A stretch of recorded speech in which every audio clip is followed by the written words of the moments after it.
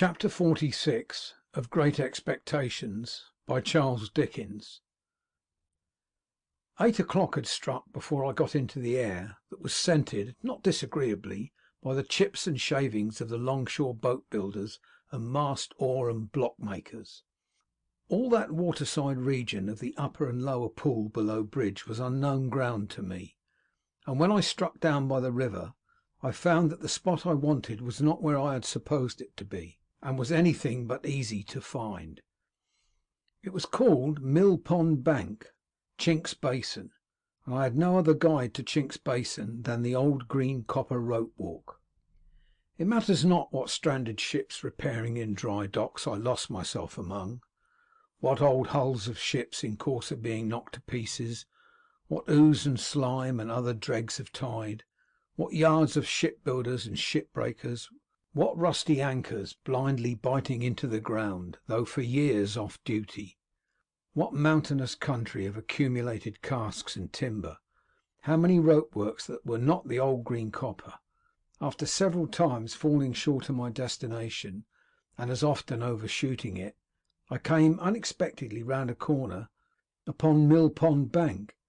It was a fresh kind of place, all circumstances considered, where the wind from the river had room to turn itself round, and there were 2 or 3 trees in it, and there was the stump of a ruined windmill, and there was the old green copper rope walk, whose long and narrow vista I could trace in the moonlight along a series of wooden frames set in the ground, that looked like superannuated haymaking rakes, which had grown old and lost most of their teeth. Selecting from the few queer houses upon Mill Pond Bank a house with a wooden front and 3 stories of bow window, not bay window, which is another thing, I looked at the plate upon the door and read there, Mrs. Whimple. That being the name I wanted, I knocked, and an elderly woman of a pleasant and thriving appearance responded. She was immediately deposed, however, by Herbert, who silently led me into the parlour and shut the door. It was an odd sensation to see his very familiar face established quite at home in that very unfamiliar room and region, and I found myself looking at him, much as I looked at the corner cupboard with the glass and china, the shelves upon the chimney piece, and the coloured engravings on the wall, representing the death of Captain Cook, a ship launch, and His Majesty King George III in a state coachman's wig, leather breeches, and top boots, on the terrace at Windsor. "All is well, Handel," said Herbert, "and he's quite satisfied, though eager to see you. My dear girl is with her father, and if you'll wait till she comes down, I'll make you known to her, and then we'll go upstairs." "That's her father." I had become aware of an alarming growling overhead, and had probably expressed the fact in my countenance. "I'm afraid he's a sad old rascal," said Herbert, smiling, "but I have never seen him. Don't you smell rum? He's always at it." "At rum?" said I. "Yes," returned Herbert, "and you may suppose how mild it makes his gout. He persists, too, in keeping all the provisions upstairs in his room, and serving them out. He keeps them on shelves over his head, and will weigh them all. His room must be like a chandler's shop."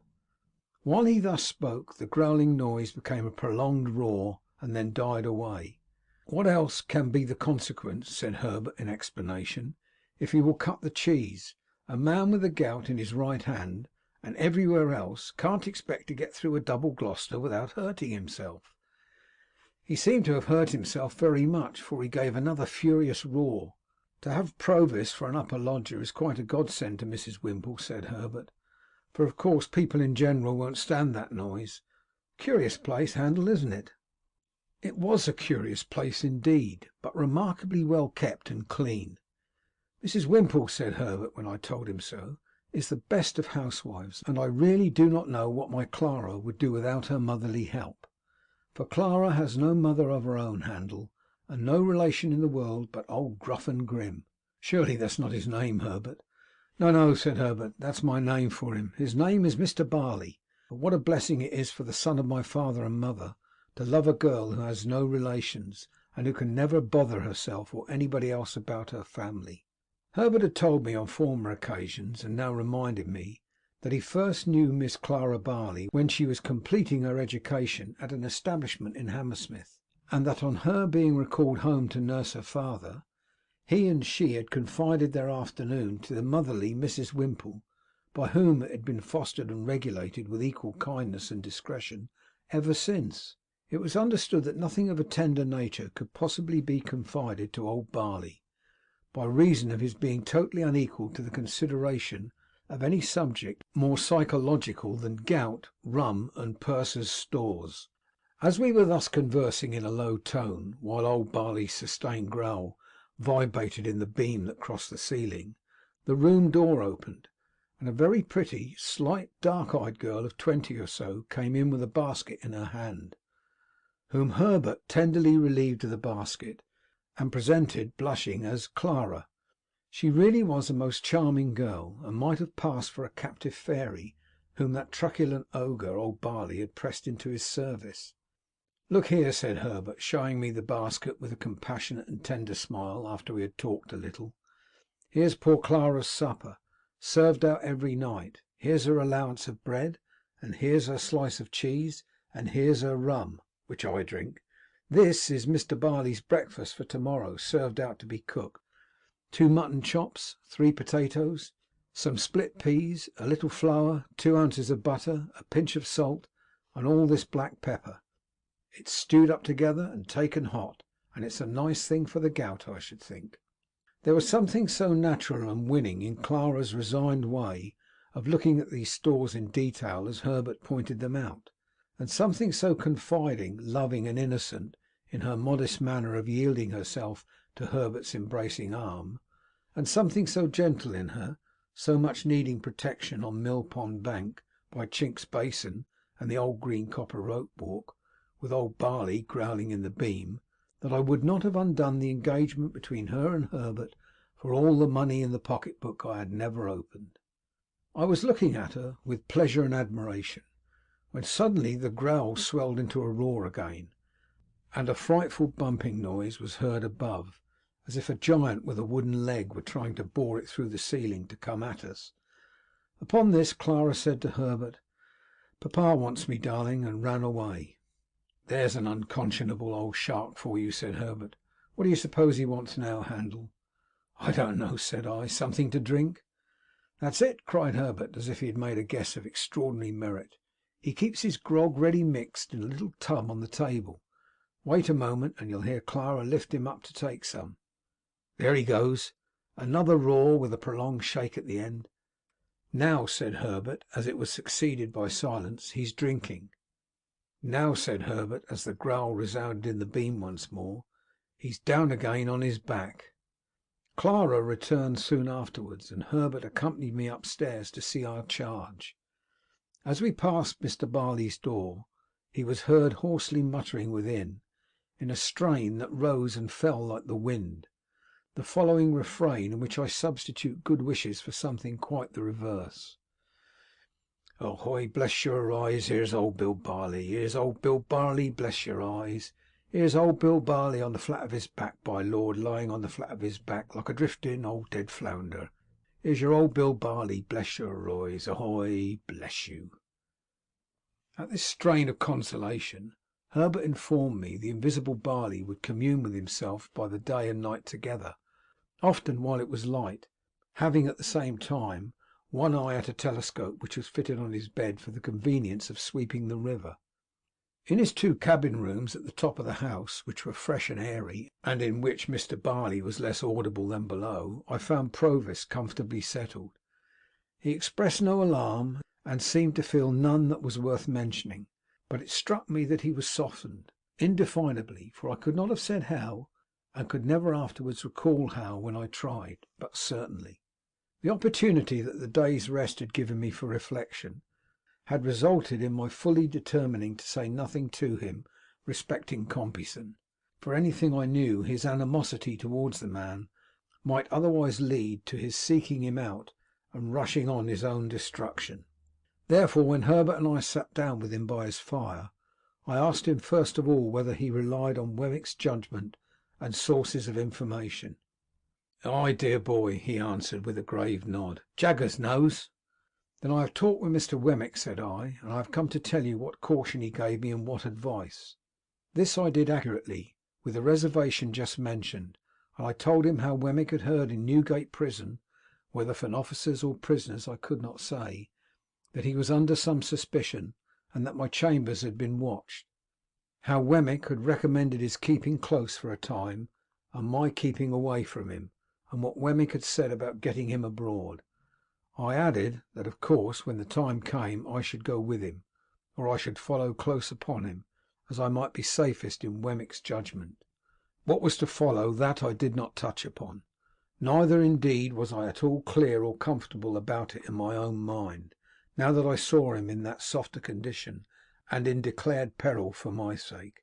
As to altering my way of living by enlarging my expenses, I put it to him whether in our present unsettled and difficult circumstances would it not be simply ridiculous if it were no worse. He could not deny this, and indeed was very reasonable throughout. His coming back was a venture, he said, and he had always known it to be a venture. He would do nothing to make it a desperate venture, and he had very little fear of his safety with such good help. Herbert, who had been looking at the fire and pondering, here said that something had come into his thoughts arising out of Wemmick's suggestion, which might be worth while to pursue. We are both good watermen, Handel, and could take him down the river ourselves when the right time comes. No boat would then be hired for the purpose, and no boatman. That would save at least a chance of suspicion, and any chance is worth saving. Never mind the season. Don't you think it might be a good thing if you began at once to keep a boat at the Temple Stairs, and were in the habit of rowing up and down the river? You fall into that habit, and then who notices or minds? Do it 20 or 50 times, and there's nothing special in your doing it, the 21st or 51st. I liked this scheme, and Provis was quite elated by it. We agreed that it should be carried into execution, and that Provis should never recognise us if we came below bridge and rowed past Mill Pond Bank. But we further agreed that he should pull down the blind in that part of his window which gave upon the east whenever he saw us, and was all right. Our conference now being ended, and everything arranged, I rose to go, remarking to Herbert that he and I had better not go home together, and that I would take half an hour's start of him. I don't like to leave you here, I said to Provis, though I cannot doubt your being safer here than near me. Good-bye. Dear boy, he answered, clasping my hands. I don't know when we might meet again, and I don't like good-bye. Say good night. Good night, Herbert. Good night. Herbert will go regularly between us, and when the time comes you may be certain I shall be ready. Good night, good night. We thought it best that he should stay in his own rooms, and we left him on the landing outside his door, holding a light over the stair rail to light us downstairs. Looking back at him, I thought of the first night of his return, when our positions were reversed, and when I little supposed my heart could ever be as heavy and anxious parting from him as it was now. Old Barley was growling and swearing when we repassed his door, with no appearance of having ceased or meaning to cease. When we got to the foot of the stairs, I asked Herbert whether he had preserved the name of Provis. He replied, certainly not, and that the lodger was Mr. Campbell. He also explained that the utmost known of Mr. Campbell there was, that he, Herbert, had Mr. Campbell consigned to him, and felt a strong personal interest in his well-being cared for, and living a secluded life. So when we went into the parlour where Mrs. Wimple and Clara were seated at work, I said nothing of my own interest in Mr. Campbell, but kept it to myself. When I had taken leave of the pretty, gentle, dark-eyed girl, and of the motherly woman who had not outlived her honest sympathy with a little affair of true love, I felt as if the old green copper rope walk had grown quite a different place. Old Barley might be as old as the hills, and might swear like a whole field of troopers, but there were redeeming youth and trust and hope enough in Chink's basin to fill it to overflowing. And then I thought of Estella and of our parting, and went home very sadly. All things were as quiet in the Temple as ever I had seen them. The windows of the rooms on that side lately occupied by Provis were dark and still, and there was no lounger in garden court. I walked past the fountain twice or thrice before I descended the steps that were between me and my rooms, but I was quite alone. Herbert coming to my bedside when he came in, for I went straight to bed, dispirited and fatigued, made the same report. Opening one of the windows after that, He looked out into the moonlight and told me that the pavement was as solemnly empty as the pavement of any cathedral at the same hour. Next day I set myself to get the boat, and was soon done. The boat was brought round to the Temple stairs, and lay where I could reach her within a minute or two. Then I began to go out as for training and practice, sometimes alone, sometimes with Herbert. I was often out in cold, rain, and sleet, but nobody took much note of me after I had been out a few times. At first I kept above Blackfriars Bridge, but as the hours of the tide changed, I took towards London Bridge. It was old London Bridge in those days, and at certain states of the tide there was a race and fall of water there which gave it a bad reputation. But I knew well enough how to shoot the bridge after seeing it done, and so began to row about among the shipping in the Pool and down to Erith. The first time I passed Millbank Pond, Herbert and I were pulling a pair of oars, and both in going and returning we saw the blind towards the east come down. Herbert was rarely there less frequently than 3 times a week, and he never brought me a single word of intelligence that was at all alarming. Still, I knew that there was cause for alarm, and I could not get rid of the notion of being watched. Once received, it is a haunting idea. How many undesigning persons I suspected of watching me, it would be hard to calculate. In short, I was always full of fears for the rash man who was hiding. Herbert had sometimes said to me that he found it pleasant to stand at one of our windows after dark, when the tide was running down, and to think that it was flowing with everything it bore towards Clara.